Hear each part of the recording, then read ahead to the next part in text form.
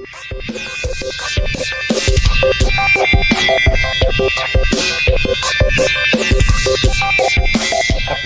just sounded weird in my head. It's all good. Okay, well, let's say welcome back to Drinks and Comics, presented by Spoiler Country. Yeah. This is episode 2. Dose 2. I don't know if we're going to be doing that anymore, but today is the second one. Yeah. And we're going to talk Spider-geddon. Yep, and we're talking this because of our friend Eli. That's right. Yeah. And it's, we got some cool stuff in there. But first, before we even do this, let's make a drink. Let's make 2 drinks. There we go. All right.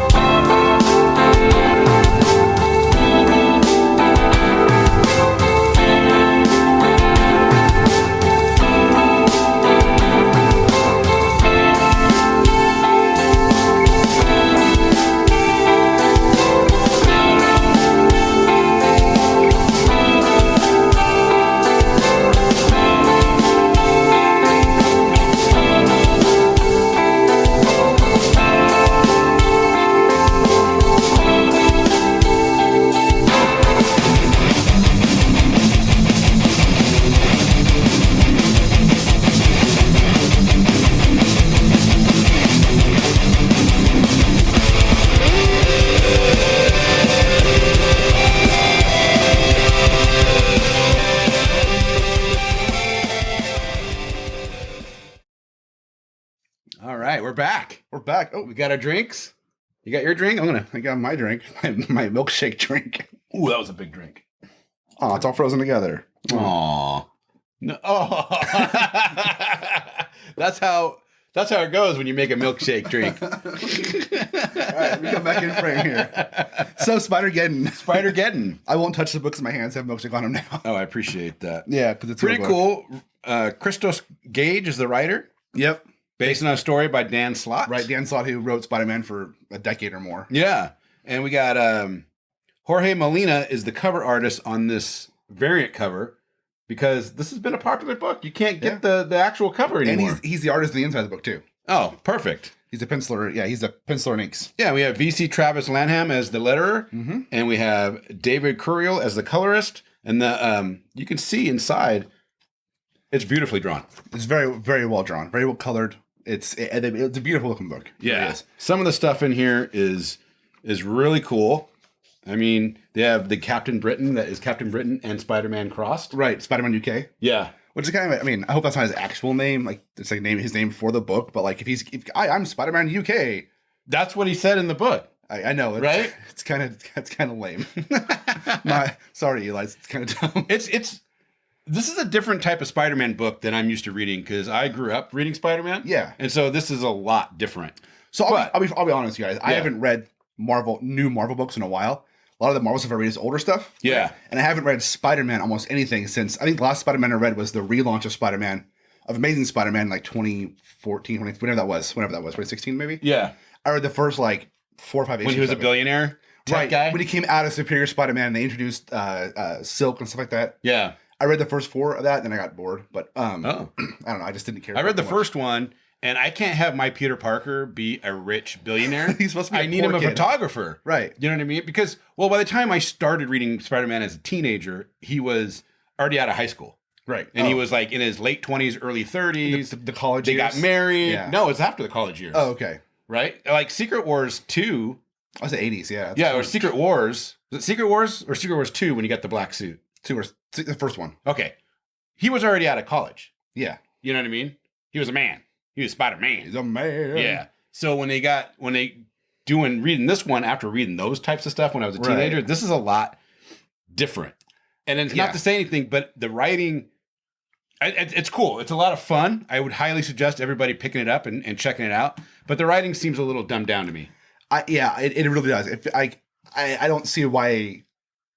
I don't know. In modern writing, in a lot of books I read, even though the characters have these ridiculous superhero names, they don't say, I am the superior Octavius or Octopus or I'm Nefarious. I'm Captain Nefarious. Like, I mean, some of that though is that's old school writing. Yeah, I'm 44. And comic books are really generally written for 12 and 13-year-olds, I would think. I get that. Especially Marvel superhero books. Yeah. And it's not that the writing was bad. The writing was, the story. That's why they have Icon. Right. For mature stuff. I always forget that Icon is part of Marvel. But, yeah. I enjoyed the book. I enjoyed the Spider-Man, but I really, really feel like you and I, especially me, are coming into the Spider-geddon book. Yeah. Not having read Spider-Verse. Yeah, I didn't read Spider-Verse. Edge of Spider-Verse. You have to read the synopsis at the beginning. Yeah, because a lot of what they're talking about in these, I'm like the Inheritors. And I'm like, what are the Inheritors? Making clones. But it was pretty cool when they got into the action, and then the Inheritors came out of the cloning pod. Yeah. Spoilers. Sorry. Spoilers from this whole thing. But when that happens, it's pretty freaking cool, and it gets pretty violent quick. Then at that time, I'm like, ooh, this is definitely PG-13. Yeah. Well, they have Spider-Man Noir. Yeah. Who's a cool character. Something happens. Something bad happens. Things happen. Yeah. It's interesting. What's funny is when I actually just read this issue probably, I don't know what, 15 minutes ago, right? Yeah. Because I was supposed to read it a couple days ago, but I got busy or whatever. That's right. When I first read it, you asked me when I thought of it, and I said, I don't like it, and I'll talk about why. But I always think your first reaction to anything consumed is not your real reaction to it, right? Because when I started thinking about it more, I was like, no, there was actually some good stuff, and I enjoyed some of the elements of it, and I actually am interested to follow more. Yeah, I love the action. I think the storyline is being set up pretty well. Yeah. And there's a lot of, when I heard about all the different spider people that they've been developing, I was like a little, over the last few years that I've been out of it, but hearing about it, I was like, I just want Spider-Man. I don't want all this other stuff. Well, and they have Spider-Ham in there. Yeah, they have Spider-Ham. Which is awesome. Peter Porker, come on. Right. You can't. Right. Where I was going with the whole thing is that I think the reason why I didn't like it at first, or I said I didn't care for it, was because I don't understand these characters' motivations. I don't know their powers. Like, well, you haven't read any of the history. You just jumped right into it. I'm the same way though. I don't know anything about them, and I'm like, I just jumped in, but some of it was pretty cool. I feel like there's a lot in this world I can learn. A lot of it was cool, actually. Yeah, and as I said, thinking back on it now, 20 minutes ago in retrospect, I did enjoy it. It's not the greatest thing I've read in the last year, but it's something I'm like, okay, I do want to see where this goes further.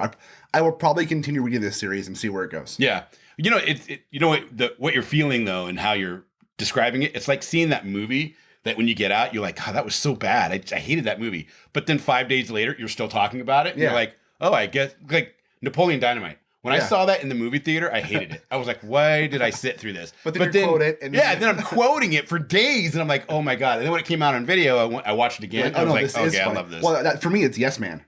I could not stand Yes Man. Not Yes Man. The one with Paul Rudd and... I Love You, Man? Yes, there you go. That one. I hated it when I first watched it. Oh, I loved it. Yes Man's a Jim Carrey movie. It's totally different. But I hated it when I first watched it, right? But I quote it, and I've watched it since then, and I love it. But the first time I watched it, I was like, this is stupid. But no, it was good. But Spidergeddon. Right? Spidergeddon. Go. We've even got Spider-Man. Yeah. And Fempower. Fempower. Because that's what I bought. Yeah. So, hey, you know what, guys? Go make yourself a dry martini or a birthday cake mudslide. Mudslide, there you go. Although that one's gonna be expensive because the cheapest birthday cake thing you can buy at Dairy Queen is like $30. Oh, jeez. And then go buy yourself a copy of Spidergeddon. And we'll have check links. It out. There'll be links down below you can click on to buy it.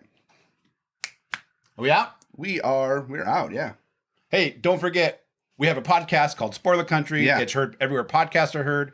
Please, if you like this video, give us a thumbs up, subscribe below. Tell your friends, go to scpod.net. You'll find all of our cool stuff there. Yep. We have a Patreon, patreon.com/spoilercountry, where it supports both this show and the podcast and everything else that we do. And we're out, man. Yeah, we're out. Good. Thanks, guys. See ya.